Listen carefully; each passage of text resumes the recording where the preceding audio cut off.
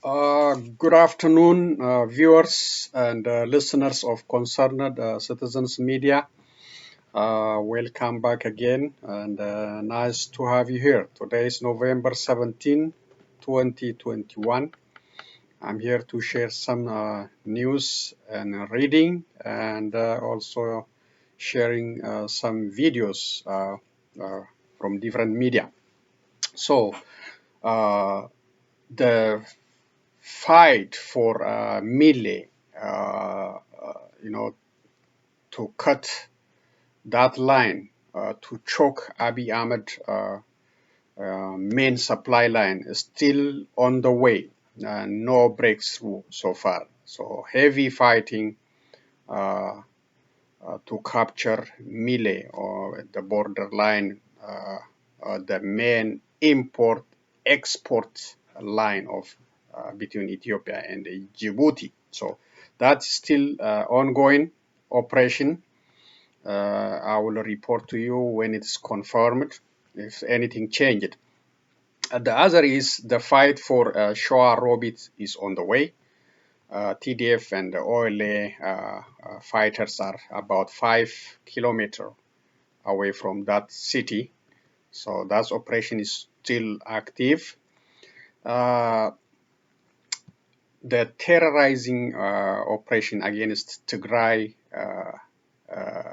and also Oromos in the capital city, Addis Ababa, and some other cities is still ongoing, despite the call from international organization, countries, still ongoing. And these people don't listen to anybody. They are desperate. They are doing everything to stay in power. So the detention still continue, the harassment, house-to-house search. I have also a report to read later on. The very sad one is the aggressive air bombardment Abiy Ahmed and his supporters are conducting on Oromo Wallos, especially in Sanbate and other areas, Oromo dominated areas.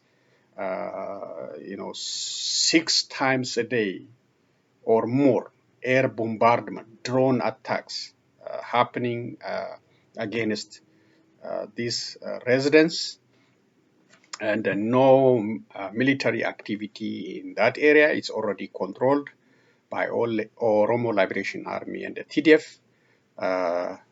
There is no fighting over there, so I don't know. Really, this is very sad. Heavy civilian casualties and deaths reported. One media is reported about 41 civilians killed by this air operation against civilians, against civilian targets.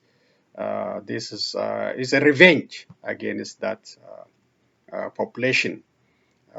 So they want to eliminate or conduct ethnic cleansing against the Oromos living in that Wollo region, special Oromia region, or special Oromia zone in Amara region. So there was a fight even before OLA and the TDF controlled this area.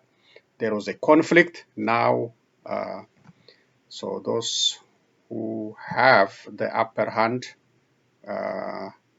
they are using their resources against the Oromos in Sambate and other Oromo regions. So this must be condemned by international community and the peace-loving Ethiopians. This is a crime against humanity. This air bombardment must be stopped. Please be the voice for these voiceless people. It's not active military zone. It's not military activity. It's already secured and controlled by TDF and OLA. So the government, Abiy Ahmed, is punishing the public for raising OLA flags and celebrating and welcoming the OLA and the TDF. So that is, the reality. They have to take it, and they have to stop the only advantage they have at this time, air bombardment. So that's the situation. So we have to condemn, we have to call on the international community, we have to raise awareness. This is ethnic cleansing, and this bombardment must be stopped. So I will start with the other very serious issue happening in Borena due to drought, and humans are suffering, animals are dying. I will start with, I will share OMN media about a report about that area, Borena, and let's see. And I warn you, some of the pictures may be disturbing, so don't watch these other videos with the children, especially. This is, you're gonna see, you know, dozens of animals like dying and lying on the ground. It's very disturbing. And I also reported on this crisis, like one time 7,000 cattle died. So it's a very serious situation, and ignored by Prosperity Party, ignored by Abiy Ahmed administration, because they want to feed the Ethiopian people false Prosperity Party, false, dream. They don't want to talk about this and other negative. They want to show you something better, something good. So it's ignored. This is a very serious, affecting a lot of people and the animals in the Bali and RC region. So they want to see prosperity, which makes the Americans jealous or the European Union jealous. The Prosperity Party, the false hope. Abiy try to feed you, or Abiy supporters try to feed you. So let's listen. You will see how the government is not supporting, and this program is not, has been a long time problem. It's not just pop up now. Let's listen. It's in Oromo, in Afan Oromo. Look, these are all dead animals.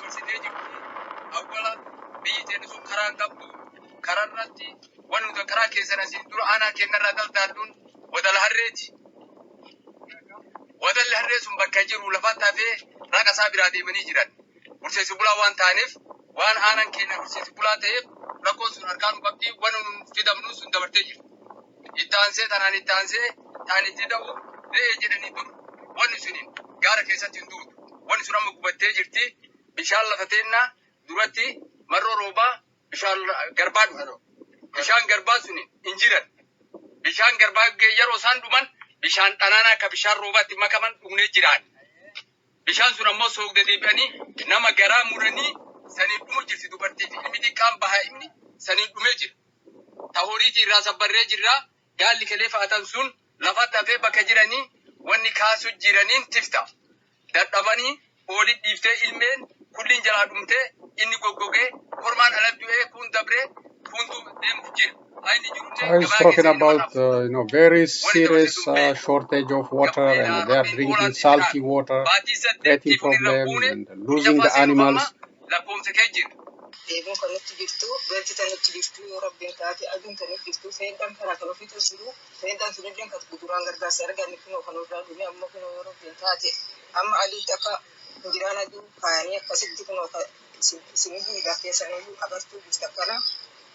Wani keenya rakkinni keenya kana kun yoo rabbi kiyya beela irraa deebiirraa kun hoose isaanii nu qabne ibsu qola ganna kun rooba agamii nuti rooba horii qabu kun kasin agartan kan akkan harreen takkatti hin buuse bishaaniin dhugu deebuun kan ufitti. They have nothing. They lost everything. They are dying of hunger, thirst. They lost their animals.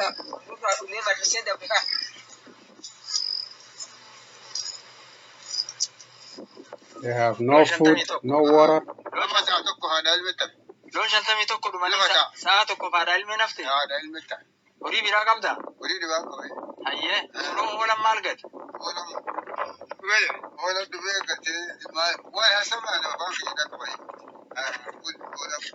ساعته كجمال التقيني دم ما التقيني ناجيس كراجيس يعني شانو ماله باب ماله باب نسبة نسام أي مدينة نسبة كذي أما هذا وننتي ينسون سبب أورومو وانتهي سبب أورومو سون يوم بانو تجرات يوم كنا أورومو كبات أكيد فنينو ركبان بشان نماتين نياتا نماتين سجله هريتين وان مرجي أورومو كذا ترجموف وان ركبانيف سنيف ينو سنيف دبرسنا So he's just calling for help, you know, calling for food, water, and animal feed. He say they are urgently needed. Sinki argatu male wannu man nuga fadanu jiran namni keeni sun gurra dhabe beelan tuubi hayyun dhabame aalim dhabame masjidni cufame wanni kullin biiroo mootummaa cufamte wanni sun kullin galmeen dhabamte reeffataanii ala jirraa akka nu dhaqqabanii kanuma kan irraa bahe. Okay, so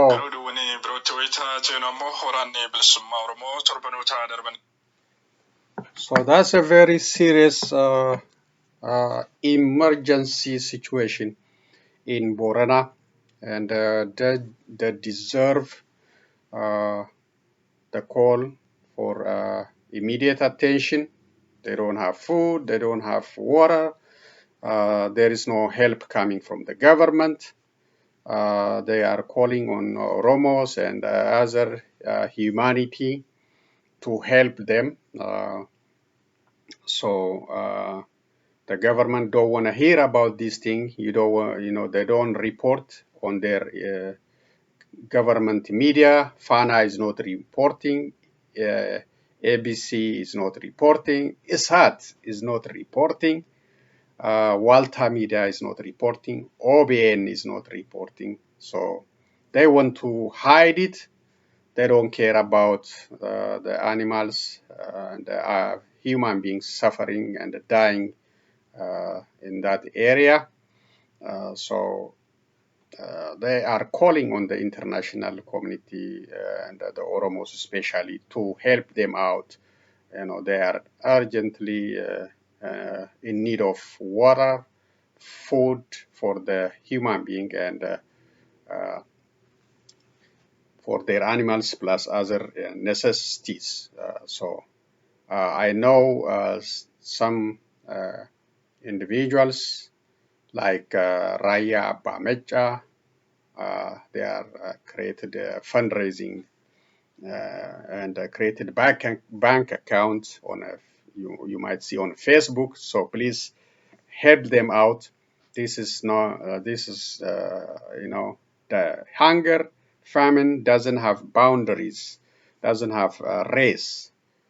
So it's a humanity, and we have to do all our best to help them out. So you might see on Facebook under Raya Bamecha, he is doing good. He did for the previous humanitarian service. He's also conducting fundraising for this one, and we, concerned citizens, media followers, we appreciate him. He also, facing some challenge from the government because of his opinion, but he's doing good.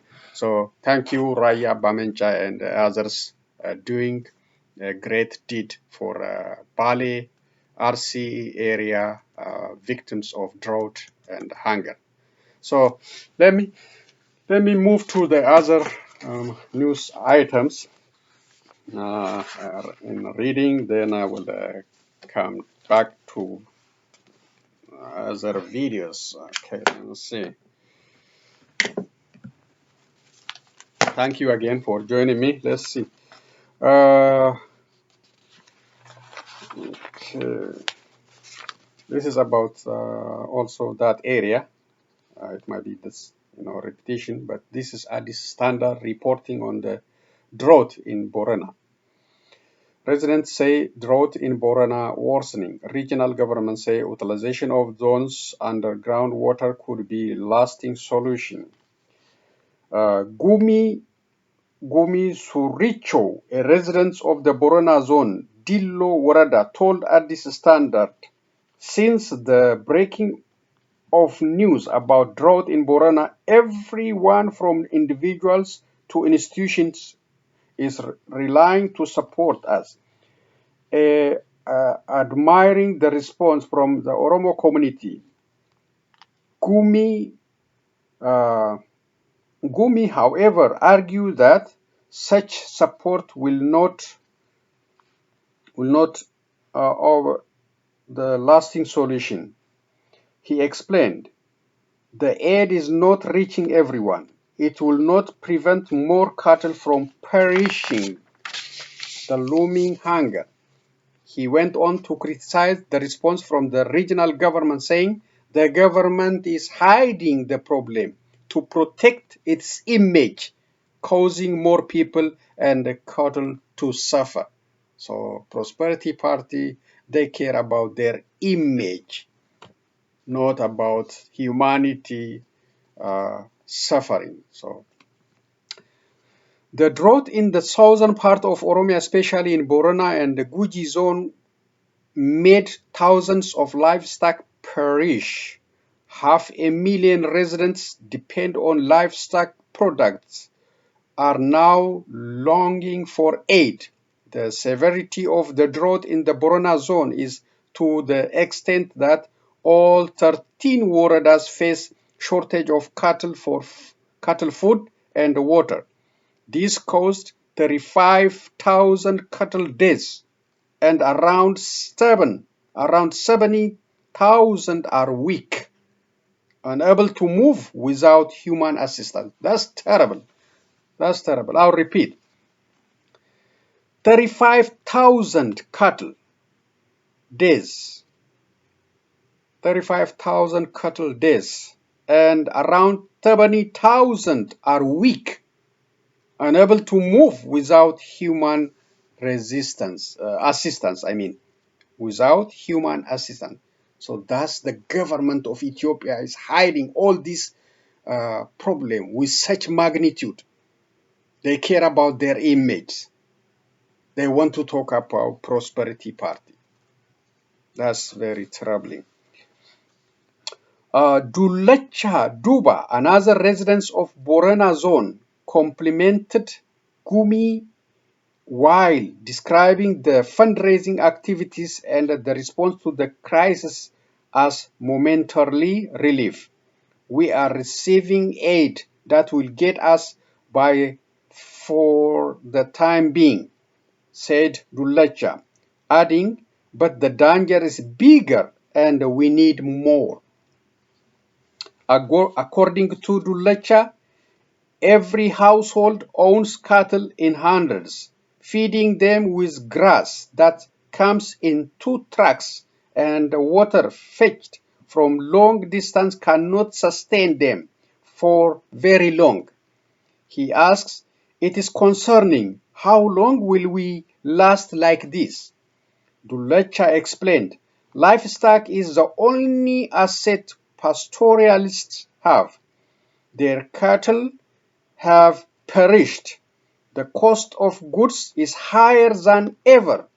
We cannot buy 100 kilograms of corn if we sell 1 goat.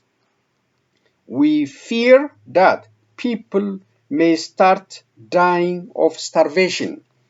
Dulacha believes a campaign launched by the government to sell cattle to foreign companies that specialize in cattle management could be a solution. He said the government should intervene and facilitate a means for international and local fattening companies to buy cattle from the pastoralists. This is mutually beneficial for both the pastoralists and the fattening companies. Decha Abul, a resident from Wasile Warada on the Borena zone, told Addis Standard the delivery of aid is focused on making sure no one dies from hunger like before, but the problem is far from being resolved. The shortage of water remains the biggest problem.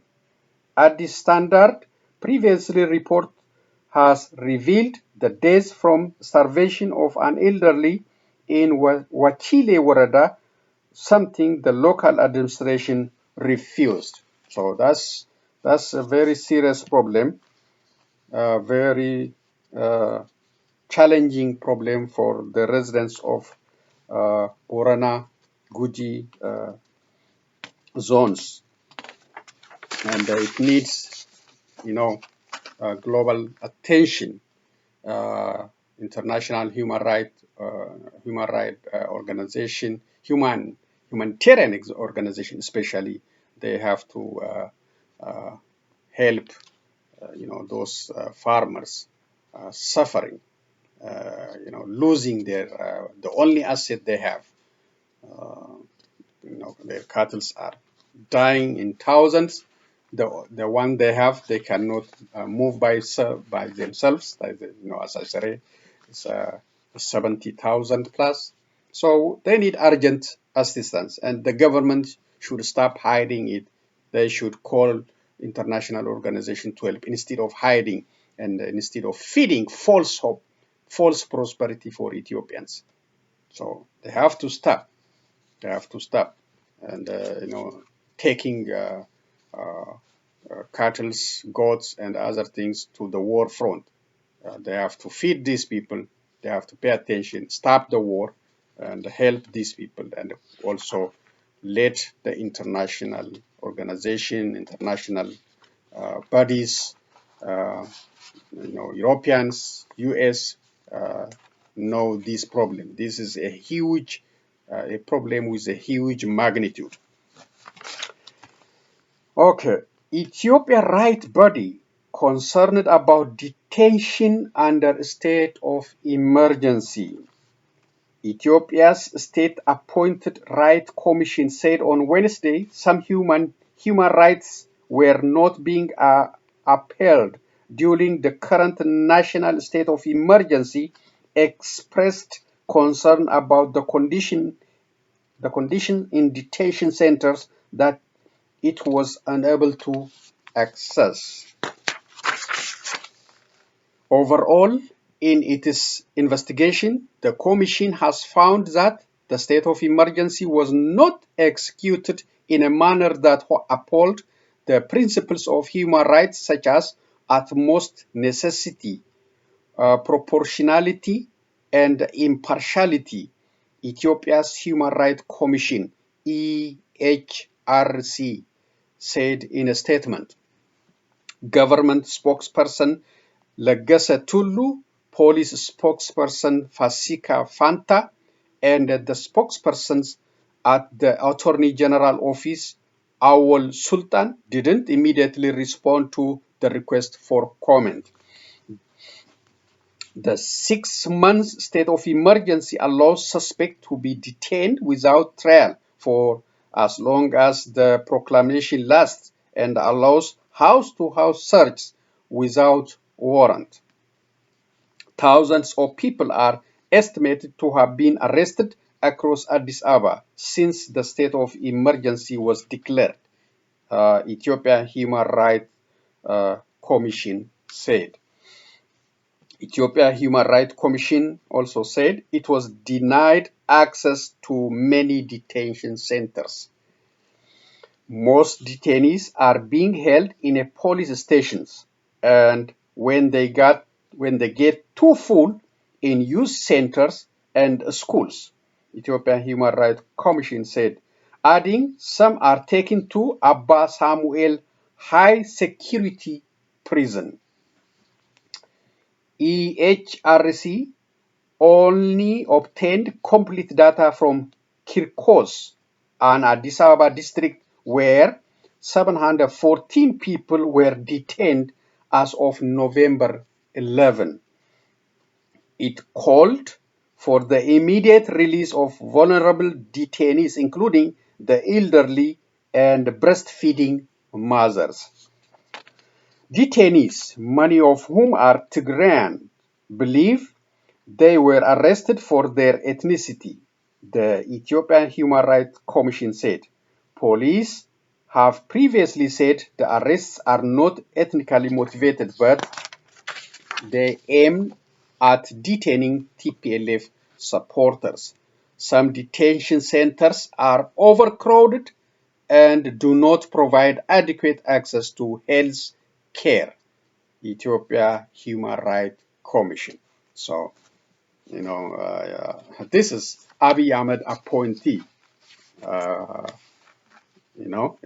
we appreciate that.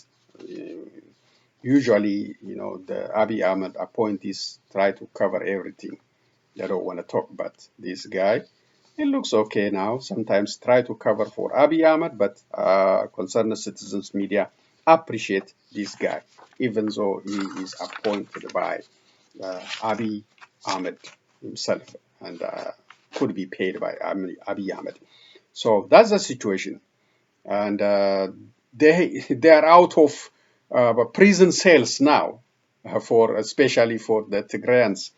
Uh, so ethnic profiling, targeting Tigrayans, not because of the crimes they did, but just because they are originated from Tigray.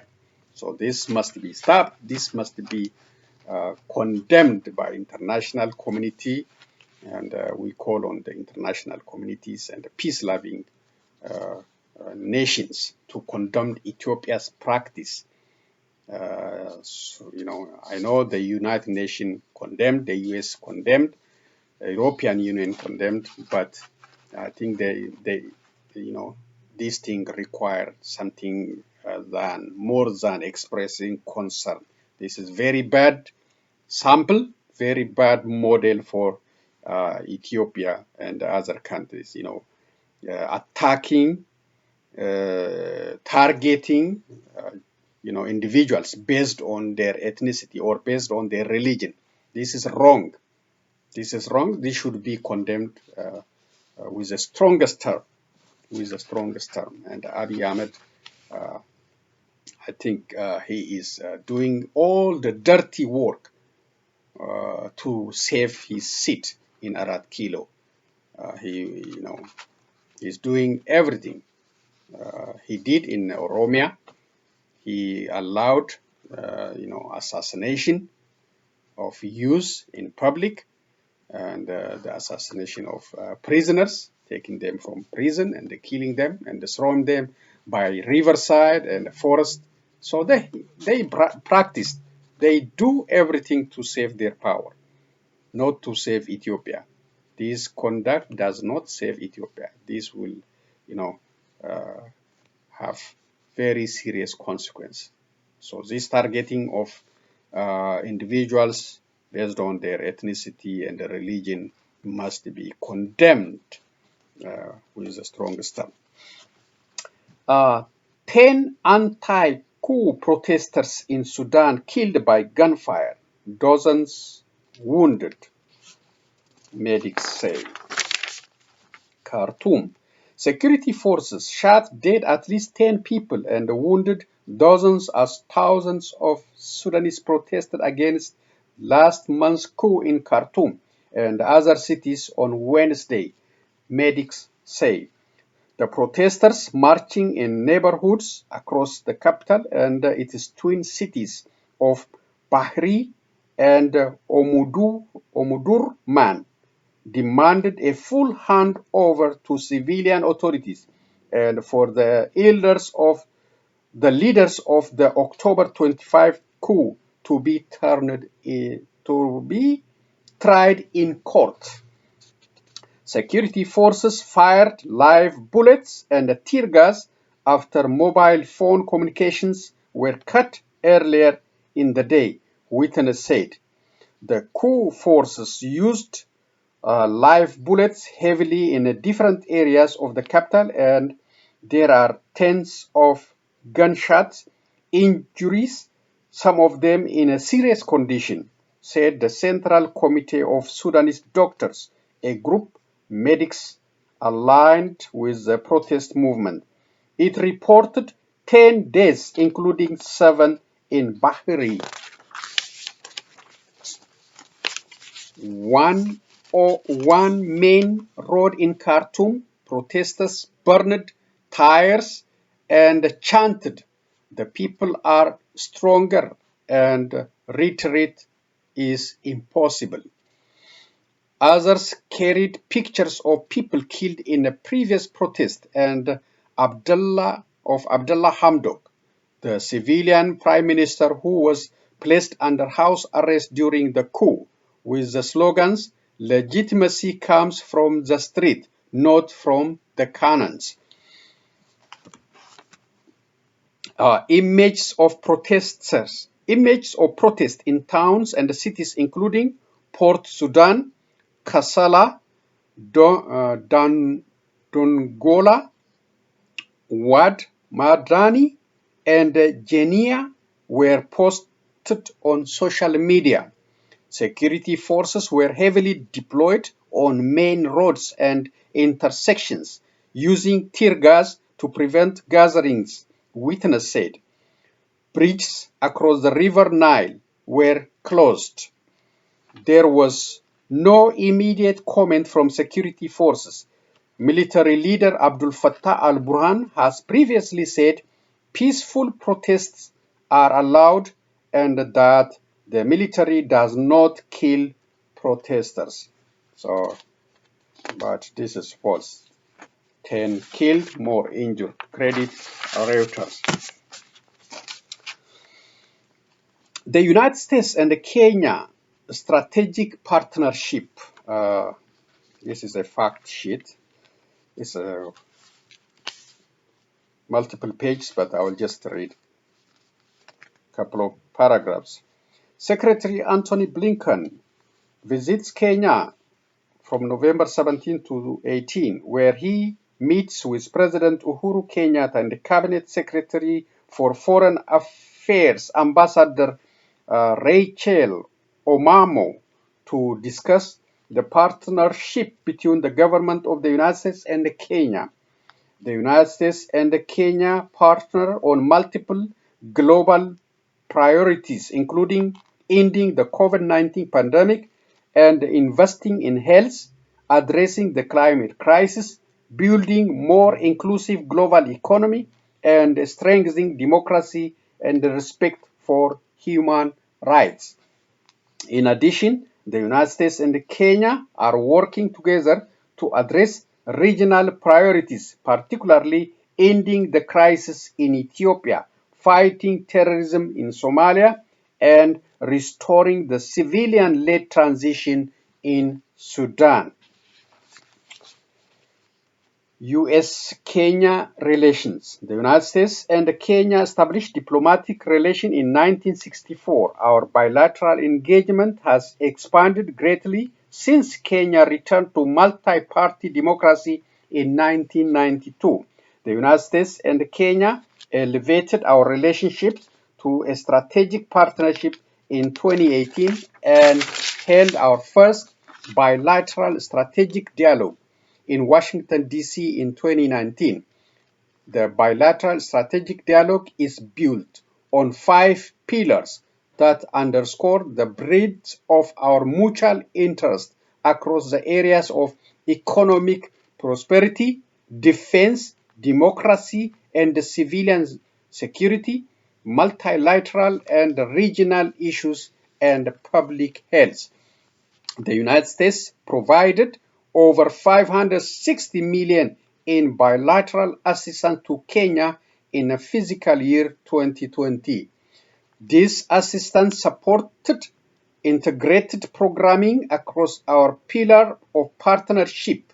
In addition, the United States also provided nearly $98 million in humanitarian assistance in fiscal year 2021. So it's a long report, but if you are interested, you can check it out. The U.S. State Department website and print it out. It's very long, very long, very long. From human rights, from people to people,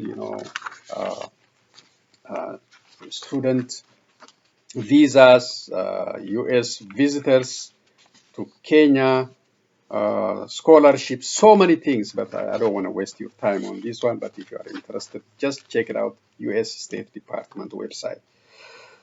Okay, U.S. intends to move forward on F-35 sale to United Arab Emirates.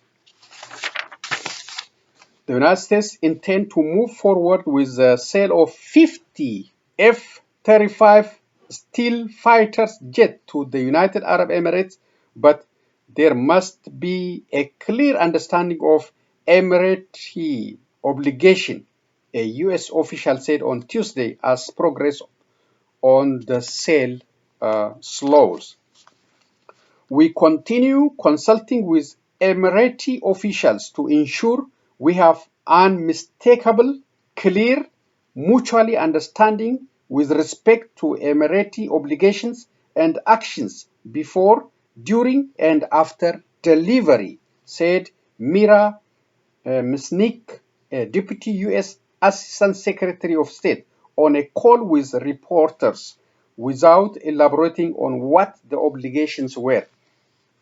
The sale of 50 F-35 warplanes to United Arab Emirates has slowed aimed concerns in Washington over Abu Dhabi's relationship with China, including use of Huawei 5G technology in the country. Washington continued to press Abu Dhabi on a specific commitment regarding how and where the system will be operated once delivered, some of which might be viewed by the United Arab Emirates as an infringement on its sovereignty. The head of the US-UAE Business Council, Danny Sauber, told Reuters.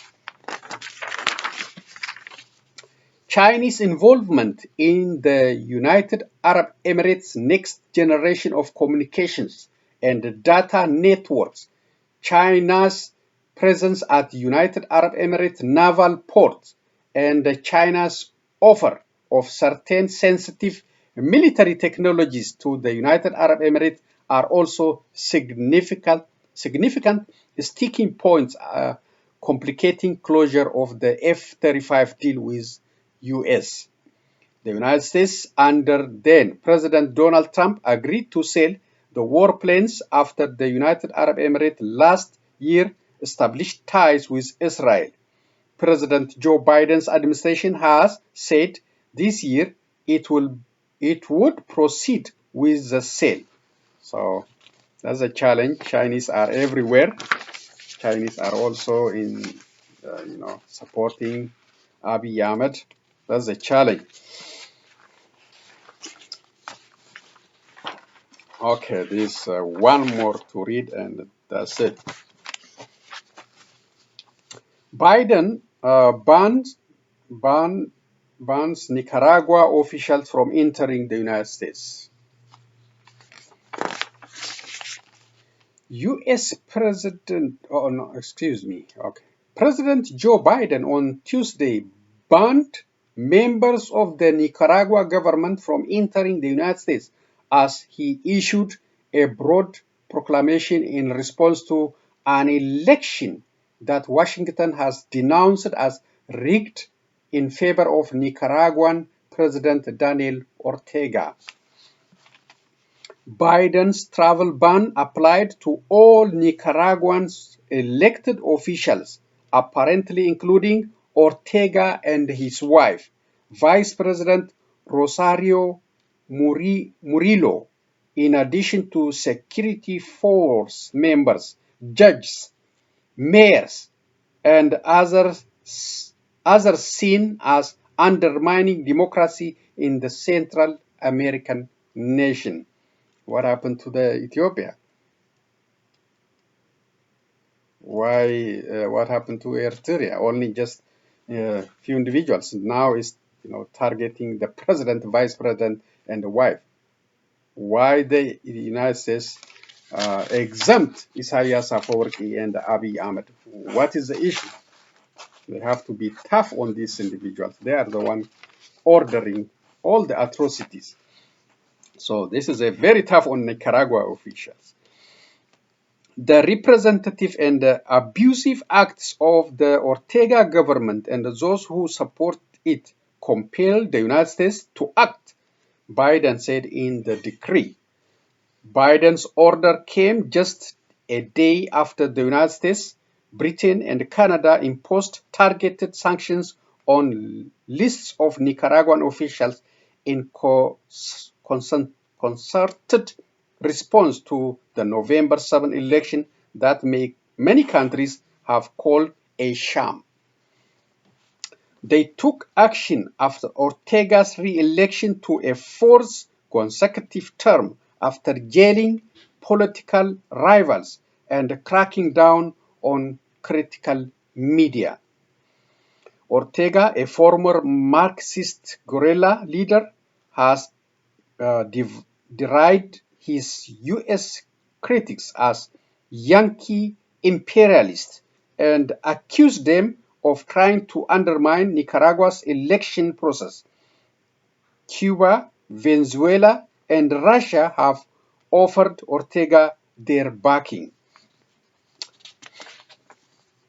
Previous sanctions, asset freeze, and travel bans on certain Nicaragua officials imposed by Biden and his predecessor Donald Trump have failed to deter Ortega, and many analysts are skeptical whether new measures will have much impact.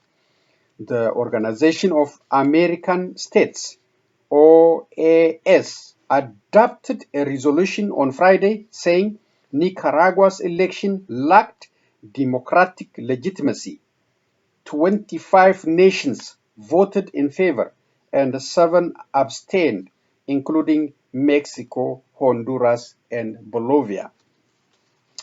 In his proclamation, Biden said he had determined it was in U.S. interest to bar entry to all those who formulate, implement, or benefit from policies or actions that undermine or injure democratic institutions or impede the return to democracy in Nicaragua. His order also bans their family members from the United States. So that's a very tough one on Nicaragua officials. Very tough one. Credit Reuters. So Ethiopian officials and Eritrean officials must be treated in the same way Nicaraguan officials. The damage they did to Tigrans and in Tigray region is more than this, I think. This is about election. That is about, human life and property destroyed by Abiy Ahmed and Isaias Afwerki. So the United States is maybe, uh, uh, you know, I don't know, maybe they are paying attention to those Ethiopians and Eritreans' activities in Virginia as a voting bloc in that state. So I don't know what they're scared of. There, so far the measures they did is very two individuals, few companies, and ignoring Abiy, exempting Abiy Ahmed and Isaias Afwerki. So the measure, when you compare to Nicaragua, what is happening to Ethiopia is very easy one, very easy one. So we want them to be tough. We want them to make Abiy Ahmed and Isaias Afwerki listen to their warnings very seriously. So if they are just going around, it will not work. The sanction must be tough to stop these guys from, doing more damage again. They are already doing it on Wollo Oromos, doing it on Tigrans, and so we are calling on serious measure.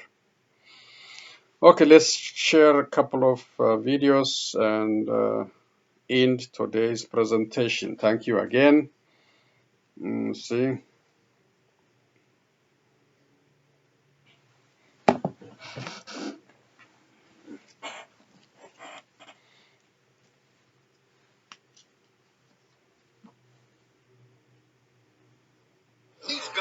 workers are guaranteed to never clog. Okay, these are not advertisements, so we have to deal with it. Ready? Yes, sir. This is the most important mission of the year. Clog their defenses.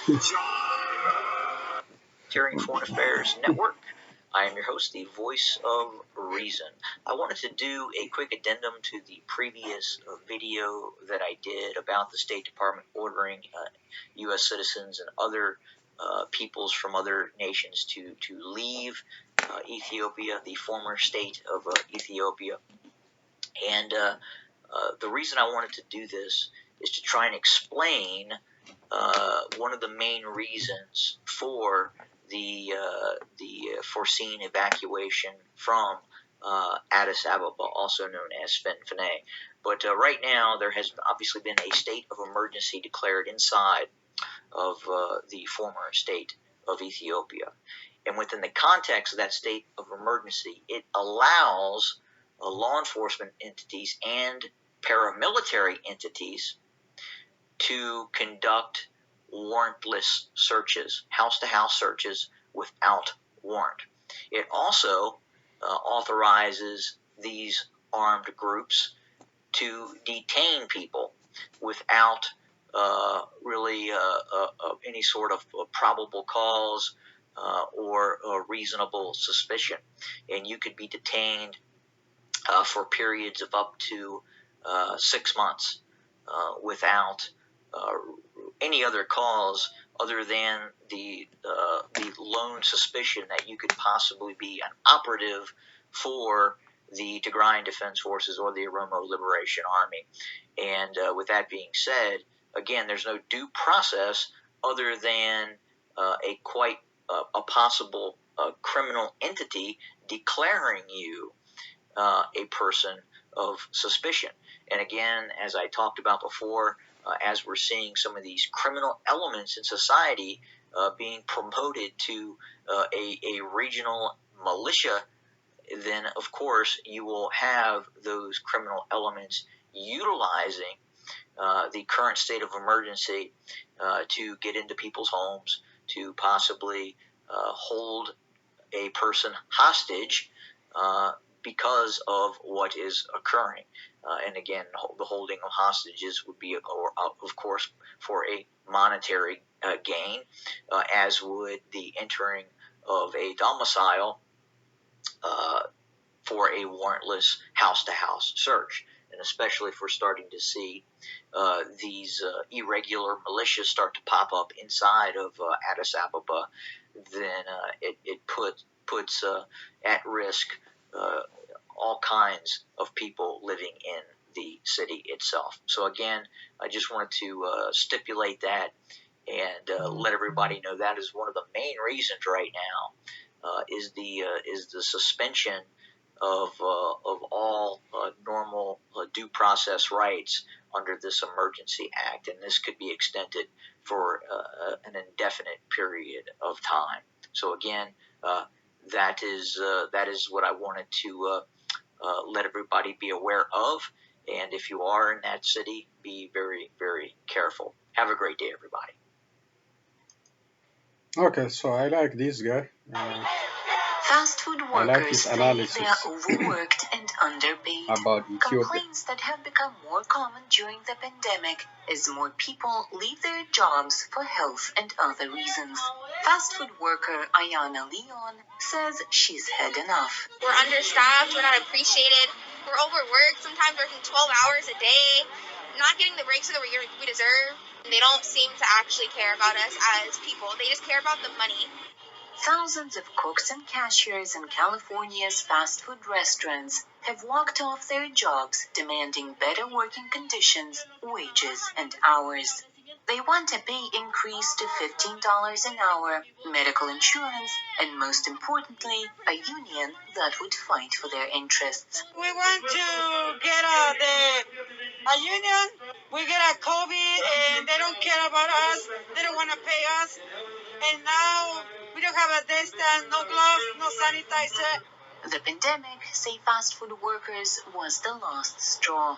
As more and more people in the industry left their jobs or fell sick, those who stayed felt their workload increase while customers became more impatient with the slower service.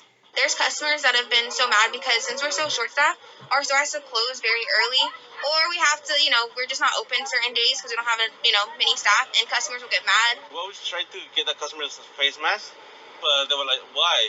Like, they were like, I don't believe in COVID. Yeah, but you have to wear it. And even they were like, well, that's not that's not a law. I'm like, no, it's not a law. It's like store policy. It's that. So, yeah, we were getting a fight. Carlos Marquez added he's tired of feeling afraid he would get COVID, just as he's tired of fighting with customers over COVID-related restrictions in restaurants. His colleagues in the north of the state also got tired of the pushback, and in protest stopped asking customers for their vaccination cards. After some fast food restaurants were fined a number of times for violating the vaccine mandate, they were temporarily closed. That in turn led to protests by the unhappy fast food restaurant customers. California Governor Gavin Newsom, when asked to comment on the situation, chose not to pick sides, simply stating that strict rules are in effect in California. I encourage everybody to take seriously local health orders, and I encourage everybody to support businesses that support this state. I appreciate that they're a headquartered California-based company. In Florida, Governor Ron DeSantis, who opposes vaccine mandates, has offered the famous California chain In-N-Out Burger to relocate to the Sunshine State, where no strict mandates are in effect. But the restaurant chain rejected the offer.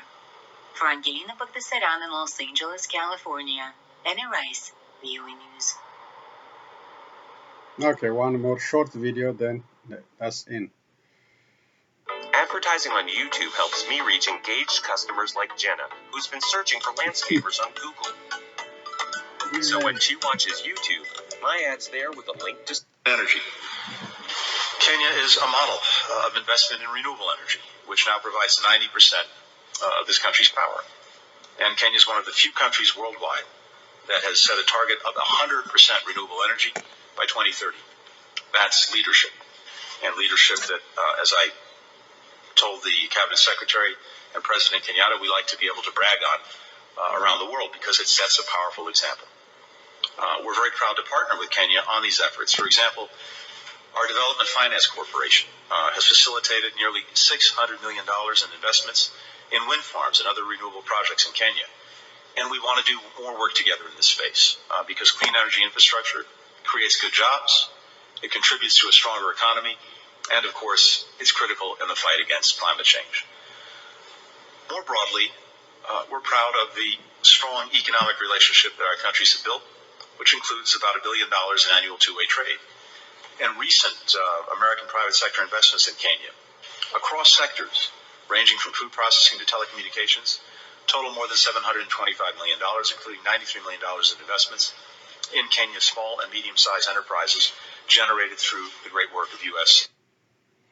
Okay, so it's a script of other videos. Is a short one, so we want the Ethiopian government, Ethiopians, to have such kind of very close relationship, not only with the United States but the all global community. Kenya is enjoying very friendly relationship with the United States. As you heard, it's a $600 million investment in clean energy, other relationships, cooperations on security, education, health, other areas. We have a failed leadership in Ethiopia. That's why Ethiopians are suffering, through inflation, lack of job opportunity, and other international relation. Ethiopia never closed 30 embassies before. This is happening under Abiy Ahmed. And it's still some Ethiopians are supporting this guy blindly. They know he is taking the country in a wrong direction, but they are still supporting him. They are still behind him. They are supporting the bloodshed in that country. They, you know, they are not waking up. They are just, doing everything to keep the Prosperity Party in power and Abiy Ahmed to stay as their king. So it's disappointing, really, Ethiopia to be treated like this. Ethiopia,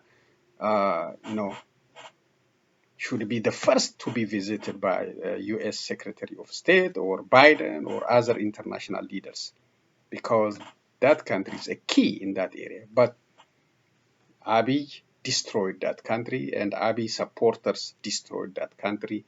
That country's image is destroyed. The country is isolated from the global community, and that is the cause of inflation, unemployment, and lack of scholarships for our students, and money engagement with the global communities. So Ethiopians, again, those who are supporting this guy blindly, must stop to bring back Ethiopia to the global stage, to change the image of that country.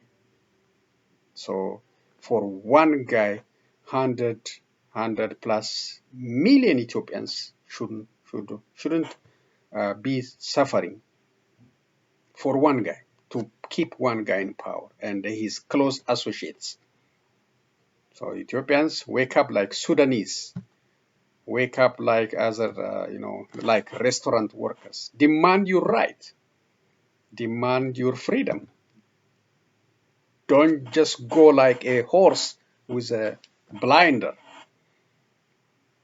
cannot see left and right. So that must be in Ethiopia. Wake up, Ethiopians. Other than, if you don't do that, if you don't wake up, if you don't ask for your right, freedom, you are taking the country. You are following into the ditch with this guy and the leadership of Prosperity Party. So please share the news about the Borena hunger with the global community. We need urgent assistance for those residents living in Borena, Gujii Zone, RC. That's a very serious situation. So thank you again for joining me. I will be back with other news, and I'll share some videos. So long, everyone, and be safe.